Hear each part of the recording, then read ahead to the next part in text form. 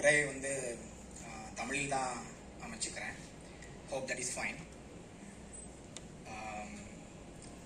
அவங்க உள்ள கூப்பிடும் போதே ஃபியூ வேர்ட்ஸ் அப்படின்னு தான் சொன்னாங்க. But I think I can take some time, at least 10-12 minutes, something like that.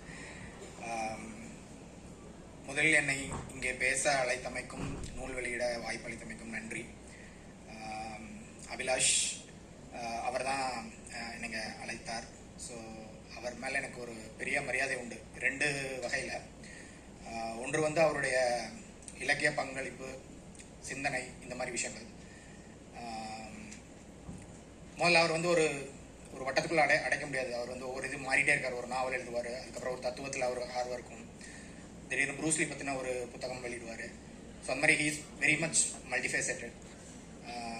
அந்த வகையில் அவர் கிட்டத்தட்ட நானும் ஒரு ஒரே ஜென்ரேஷன். எனக்கு அவருக்கு ஒரு என்னை விட ஒரு 3 வயது மூத்தவர் நினைக்கிறேன், 3-4 வயது.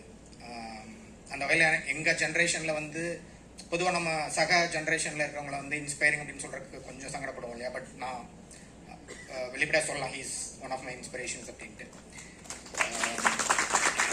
அப்புறம் வந்து ஒரு தனி மனிதராகவும் வந்து அவர் ரொம்ப ஒரு வெரி சிம்பிள் மேன் அப்படின்றதான் எனக்கு தெரிந்த வரைக்கும், நான் பழகின வரை அப்படின்றது. அதுவுமே ஒரு ஒரு எழுத்துக்குள்ள போயிட்டதுக்கப்புறம் அப்படி ஒரு சிம்பிளான மனிதரா, ஒரு வெளிப்படையான மனிதராக இருக்கிறதுன்றது வந்து கொஞ்சம் சிரமம். ஏன்னா we know a lot of people mind, right, when we write. அப்படி இருந்தும் அவர் வந்து அந்த மாதிரி ஒரு வெள்ளந்தித்தன்மையை தக்க வைத்துக் கொண்ட மனிதர் அப்படின்ற வகையிலேயே எனக்கு பிடிக்கும்.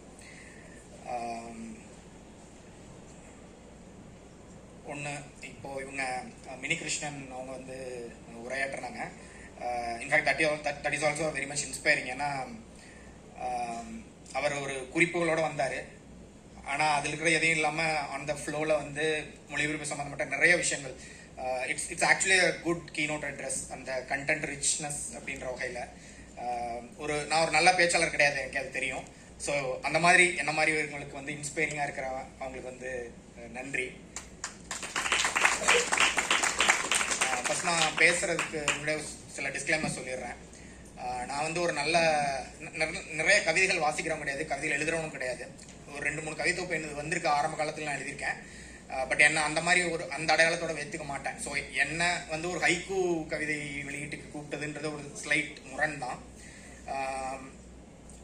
பட் இந்த புத்தகத்தை நான் வாசிக்கும் போது வந்து எனக்கு அந்த ஒரு இடைவெளி, அந்த ஒரு ரிலக்டன்ஸ் வந்து போயிடுச்சு. ஏன்னா நிறைய நல்ல கவிதைகள், நல்ல மொழிபெயர்ப்பு கண்டென்ட் இந்த புக்கில் இருந்தது அப்படின்றது காரணமாக சொல்லலாம். இன்ஃபேக்ட் முன்னுரையில் அபிலாஷ் சொல்லியிருக்கிற மாதிரி வந்து என்னுடைய 20 வயது அதுக்குள்ளே இருக்கிற டைமில் வந்து நிறைய ஹைக்கூ என்று நம்பி இந்த 3 வரி கவிதைகள் நிறைய எழுதி பார்த்துருக்கேன். அது வந்து ஆக்சுவலி கவிதை இல்லை. ஆக்சுவலாக திருக்குறளுக்கு வந்து முழுக்க அந்த 3 வரிகளிலேயே வந்து ஒரு உரை மாதிரி காமத்துப்பாலுக்கு மட்டும் எழுதினேன். அது ஹைக்கூன்னு நினச்சிட்டு இருந்தேன். பட் அது ஹைக்கூ கிடையாது அப்படின்றது வந்து சீக்கிரத்திலே தெரிஞ்சிச்சு. அதனால் அது ஒரு குறுங்கவிதை உரை அப்படின்னு தான் போட்டு வெளியிட்டேன். அந்த மாதிரி ஒரு ஹைக்கூவோட ஒரு பாலிய சிநேகிதம் இருக்குது அப்படின்றத சொல்ல வரேன். ஹைக்கூ பற்றி தமிழில் நான் வாசித்த பங்களிப்புகள் அப்படின்னு பார்த்தா, ஆரம்ப காலத்தில் வந்து சுஜாதா வந்து ஹைக்கூ ஒரு புதிய அறிமுகம் அப்படின்னு ஒரு நூல் எழுதியிருக்கார். தொடர்ந்து தன்னுடைய கட்டுரைகளில் வந்து ஹைக்கூ உதாரணங்கள் சொல்லிட்டே இருப்பார். அதான் தமிழ் சமூகத்துக்கே வந்து ஒரு பரவலான ஹைக்கூ அறிமுகம் கிடைச்சு அப்படின்னு சொல்லுவேன். அப்புறம் முருகேஷ் வந்து சில ஹைக்கூக்கள் எழுதியிருக்காரு, ஒரு பரவலான தொகுப்புகள் வந்திருக்கு.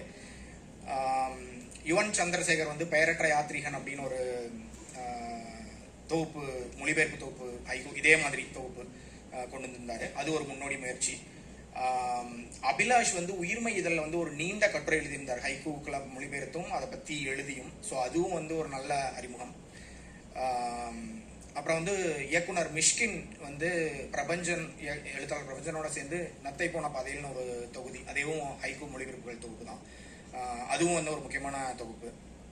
அப்புறம் வந்து கவின் அப்படின்ற ஒருத்தர் வந்து பாஷோ அப்படின்ட்டு ஒரு இதழ்லே நடத்திட்டு இருந்தார். சின்ன புத்தகமாக, அழகான புத்தகமாக இருக்கும். மாத இதழாவோ காலாண்டு இதழாவோ வந்துட்டு இருந்தது. இப்போ இருக்கா என்னன்னு தெரியல. முழுக்க வந்து இந்த ஜப்பானிய கவிதைகளோ அல்லது ஹைக்கூக்களோ அதுக்கான மொழிபெயர்ப்புக்குன்னே ஒரு சிறு இதழ் வந்து நடத்திட்டு இருந்தாரு. அதுவும் வந்து ஒரு ஹைக்கூவில் வந்து தமிழ் ஹைக்கூ வரலாற்றில் ஒரு முக்கியமான புள்ளி. ஹைக்கூ பற்றினா என்னுடைய புரிதல் நான் சொல்கிறேன். அதனோட மிக அடிப்படையான விஷயம் வந்து படிமம், இந்த இமேஜ் அப்படின்னு சொல்கிறோம் இல்லையா? அந்த இமேஜ் இருக்கும். அதில் எல்லா ஹைக்கூலையும் வந்து ஒரு இமேஜ் இருக்கும். அந்த இமேஜ்லேருந்து ஒரு வாசகன் வந்து அவனுடைய புரிதல், அவனுடைய அனுபவம், அதனோட சம்பந்தப்படுத்திக்கிட்டு ஒரு அர்த்தம் எடுத்துக்க முடியும் அப்படின்றத ஹைக்கூவோட ஒரு ஸ்கோப் அப்படின்னு நான் நினைக்கிறேன். அதில் மிகைகள் இருக்கலாம். உதாரணம் வந்து ஒரு பட்டாம்பூச்சி அப்படின்றது ரொம்ப சின்ன விஷயம் இந்த பிரபஞ்சத்தில். இன்னொன்று சூரியன் அப்படின்ற ஒரு பெரிய விஷயம். ஸோ இந்த ரெண்டுத்துக்குமான ஒரு தொடர்பை வந்து மிகைப்படுத்தி காட்டுறது. ஒரு உறங்கி கொண்டிருக்கும் பட்டாம்பூச்சியை வந்து கடந்து போகிற ஒரு சூரியன் அப்படின்ற ஒரு இமேஜை உருவாக்குறது இருக்கு இல்லையா, ஒரு எக்ஸாம்பிள். ஸோ அந்த மாதிரி ஒரு மிகைகளும் இதில் நிறைய இருக்கும். ஒரு இயற்கையுடைய ஒரு பெரிய விஷயம், ஒரு மிகச்சிறிய விஷயம், இது ரெண்டையும் தொடர்புபடுத்துகிற மாதிரி. இன்னொன்று ஹைக்கூக்களை புரிந்து கொள்வதில் ஒரு சிரமம் என்ன இருக்கும் அப்படின்னா, அது மெஜாரிட்டி எழுதப்பட்டது வந்து இப்போ குறிப்பாக ஜப்பானிய ஒரு நிலவியல் சார்ந்து இருக்கும். இப்போ ஒரு செர்ரி மரம் பற்றி இருக்கும், இல்லை ஒரு வில்லோ ட்ரீ பற்றி இருக்கும், இல்லை ஒரு ப்ளம் அந்த ட்ரீ பற்றி இருக்கும். இப்போ நம்ம பொதுவாக நமக்கு வந்து அதனோட நேரடி பரிச்சயம் கிடையாது. ஏன்னா அந்த மண்ணில் அதை படிக்கிறவங்களுக்கு வந்து ஒரு ஏன் அதை சொல்கிறாங்க, ஒரு சின்ன மரத்துக்கான உதாரணமாக சொல்கிறாங்களா, ஒரு பெரிய மரமா, இல்லை அந்த பழத்துடைய நிறத்துக்கா, எதுக்கு அந்த இடத்துல ஒரு குறிப்பிட்ட ட்ரீ யூஸ் பண்ணுறாங்க அப்படின்றது நமக்கு தெரியாது.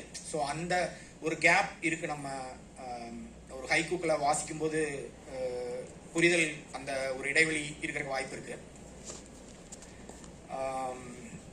இன்னொன்று, நம்ம ஒரு சூழல்ல வந்து எழுதப்பட்ட, தமிழ் சூழல்ல எழுதப்பட்ட கவிதைகள் இருக்கு இல்லையா, அதுல கூட ஹைக்கூ தன்மைகள் இருக்கு. உதாரணமா வந்து இந்த தொகுப்புல வந்து ஒரு ஒரு கவிதை இருக்கும்.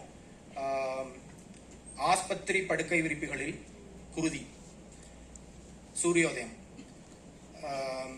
இது என்னுடைய புரிதல் என்ன அப்படின்னா, ஒரு அந்த ஆஸ்பத்திரி படுக்கை விரிப்பில் குருதி அப்படின்னா யாரோ ஒரு நோயாளி, அது இறந்திருக்கலாம் அல்லது ஒரு பெரிய ஒரு வதையில இருக்கலாம். ஸோ அந்த குருதி சுவடு இருக்கு. அப்புறம் சூரியோதயம் அப்படின்றாங்க. அந்த மாதிரி ஒரு ஒரு நெகட்டிவ் ஒரு இது இருக்கு. ஒரு பக்கம் நடந்துட்டு இருக்கும்போது இன்னொரு பக்கம் அதை பத்தி பொருட்படுத்தாமல் தினமும் சூரியன் உதித்து கொண்டு தான் இருக்கு. ஸோ அந்த ஒரு விஷயத்தான் அந்த படிமம் சொல்ல வருதுன்னு நான் புரிஞ்சுக்கிறேன். நீங்க தமிழ்ல பிரபஞ்சன் கவிதை ஒன்று இருக்கு. எத்தனை பிரச்சனை இருந்தாலும் ஒரு பூ பூக்கத்தானே செய்கிறது அப்படிங்கிறது. ஸோ இது அதோட ஒப்பிட்டுக்க முடியும். அதனால நம்மளுடைய ஒரு கல்ச்சர், அது ஒரு இந்த மாதிரி நவீன கவிதையா இருக்கலாம், இல்லை ஒரு சங்கம் கவிதையா இருக்கலாம், திருக்குறளா இருக்கலாம், அதை வந்து நம்ம ஹைக்கூ படிக்கும்போது அதனோட பொருத்திக்க முடியும். ஸோ அந்த ஒரு வாசிப்பு சாத்தியம் இதில் இருக்கு ஹைக்கூ கவிதைகள்ல.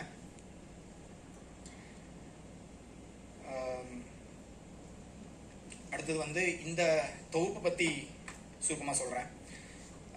தொகுப்பின் தலைப்பு என் கனவை திருப்பி கொடு.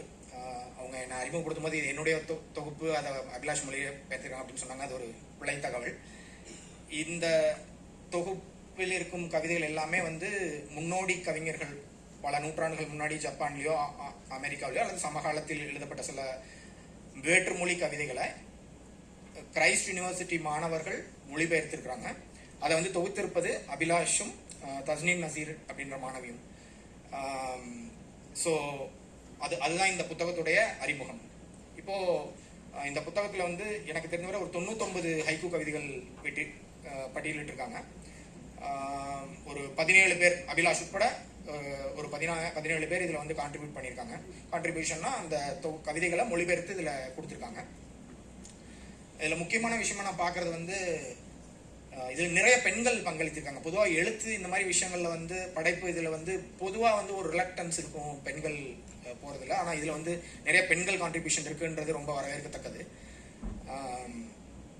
இன்னொரு விஷயம் வந்து மொழிபெயர்ப்பு செய்யறதுல வந்து ஒரு, அதாவது கல்லூரி மாதிரி காலகட்டங்களில் வந்து ஒரு எழுத ஆர்வம் இருக்கிறவங்க வந்து மொழிபெயர்ப்பு பணியில் ஈடுபடுவதில் வந்து ஒரு அனுகூலம் இருக்கு. என்ன அப்படின்னா, இப்போ நான் சில கல்லூரிகளின் மாணவர் இதழ்களையும் பார்த்துருக்கேன். அதில் இருக்கிற கவிதைகள் வந்து ரொம்ப எலிமெண்ட்ரி முயற்சியாக இருக்கும். அதாவது அவங்க எழுதுகிற கவிதைகள் சொல்கிறேன் நான். அது காரணம் வந்து ஒரு கல்லூரி காலம், ஒரு 18 வயது 20 வயதுக்குள்ளே இருக்கிற போது வந்து நம்மளுடைய அனுபவமே குறைவு, நம்மளுடைய பார்வை குறைவு.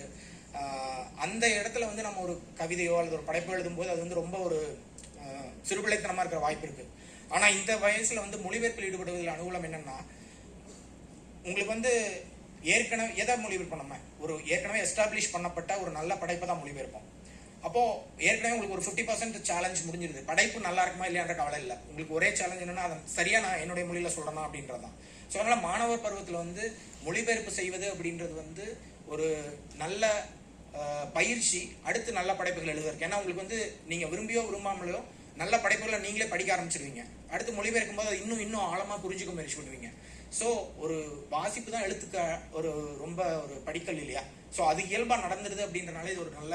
ஸோ என்ன சொல்ல வந்தோம்னா, மொழிபெயர்ப்பா உங்களுடைய சொன்னாங்க இது வந்து நிறைய பேருடைய முதல் புத்தகம் அப்படின்ட்டு.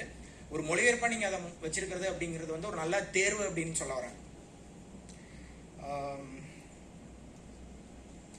அப்புறம்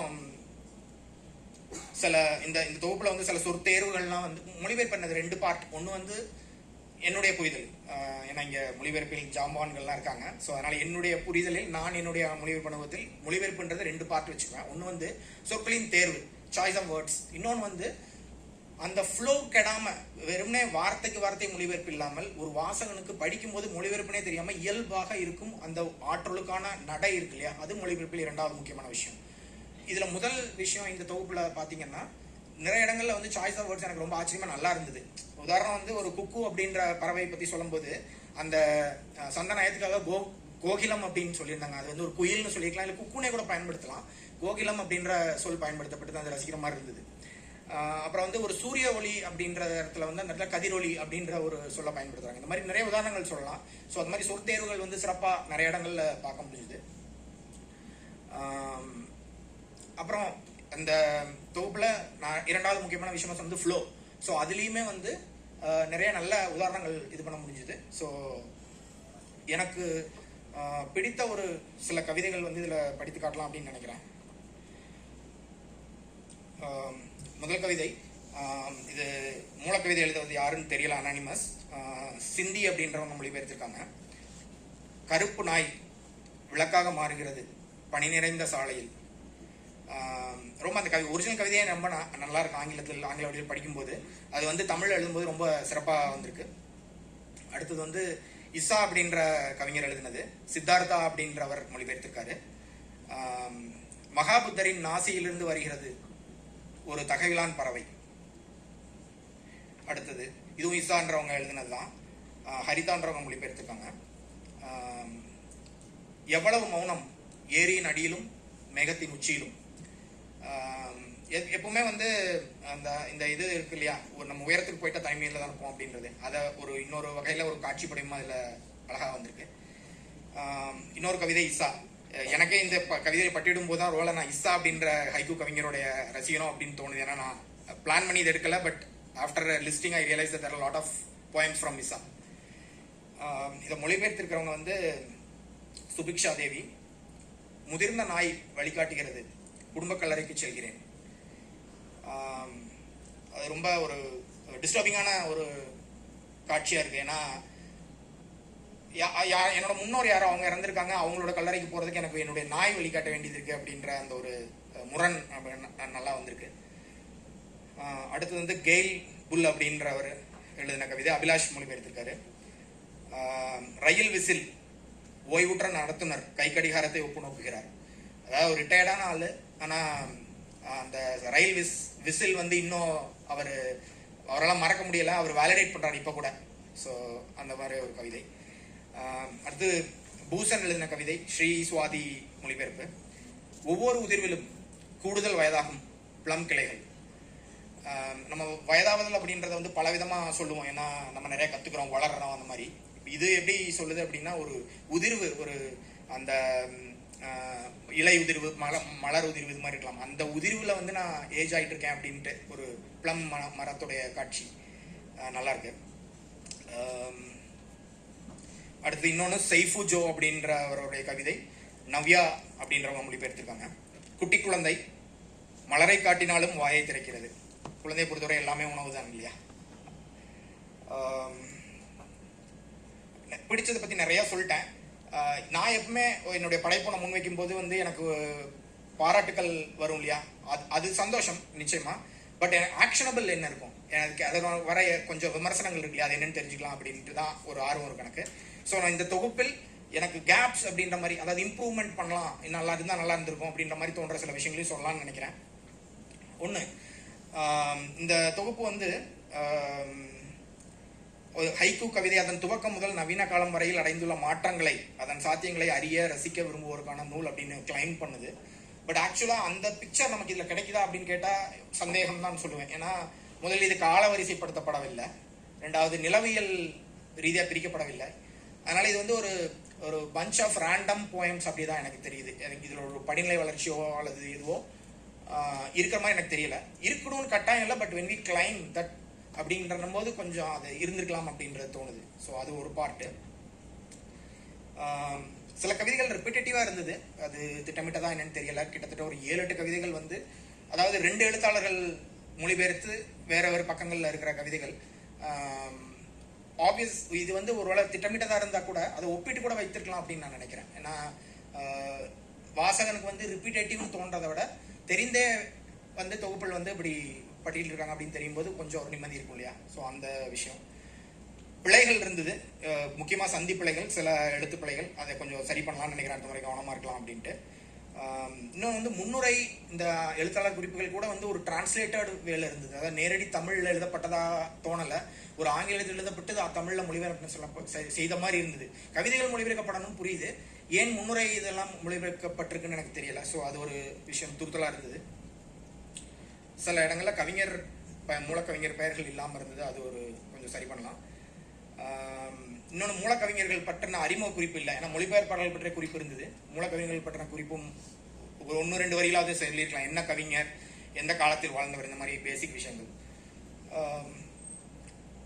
கிட்டத்தட்ட நான் என்னுடைய உரையின் முடிவுக்கு வந்துட்டேன். எனக்கு இந்த ப்ராசஸ் பற்றி எக்ஸ்பிளைன் பண்ணியிருந்தாங்க. எப்படி ஒரு கிளாஸ் ரூமுடைய பார்ட்டாக வந்து இந்த மாதிரி கவிதை எடுத்து மொழிபெயர்ப்பு பண்ணுறதுன்றது கேட்கும் போது எனக்கு ரொம்ப எக்ஸைட்டிங்காக இருந்தது. ஏன்னா என்னுடைய காலங்களில் நான் இன்ஜினியரிங் தான் படித்தேன், ஆர்ட்ஸ் ஆர் ஹியூமனிட்டிஸ் படிக்கலை.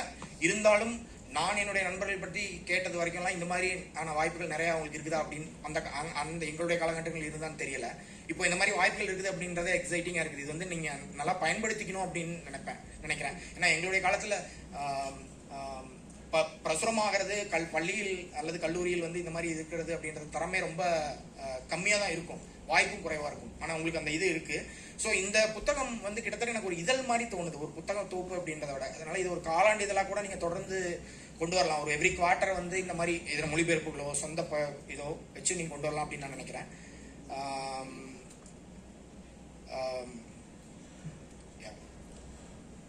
எனக்கு மறுபடியும் அழைத்தமைக்கும் பேச வாய்ப்பளித்தமைக்கும் நன்றி. All the best for your future works. Thank you.